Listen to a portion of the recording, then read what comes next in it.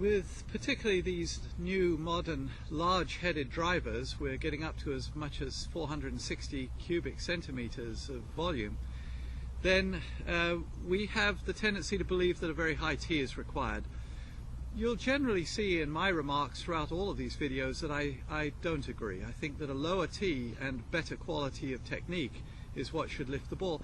And reality is that these big-headed clubs have the weight distribution so sophisticatedly placed nowadays that even if they are large, they get the ball airborne with considerable ease.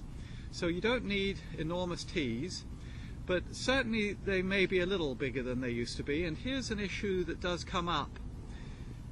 When you tee up a ball, whatever height you've chosen, the club, when it's grounded, may not indeed be at the height you want it when you hit the ball.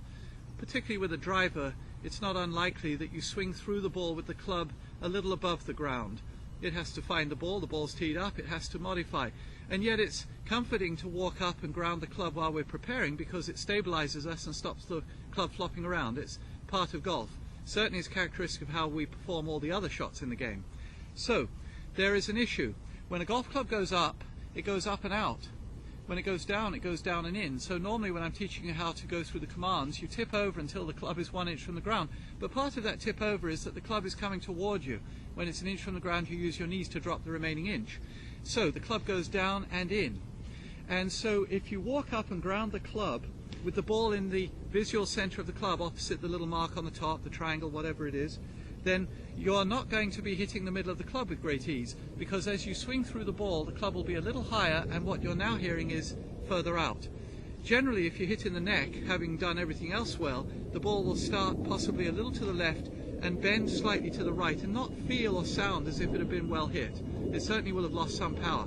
So in fact, you'll see many champions walk up with the ball a little nearer the toe of the club, and that means that when they raise the club in preparation to hit the ball, the club will have moved not only up but out enough so that the ball is now centered on the club face.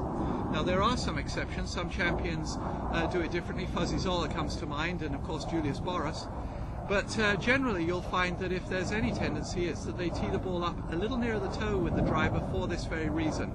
So if you imagine the club face divided into 3, offer the ball to the margin between the second and third thirds, somewhere in this area here, and you'll find that when you raise the club to the proper hitting height, the club is actually centered on the ball.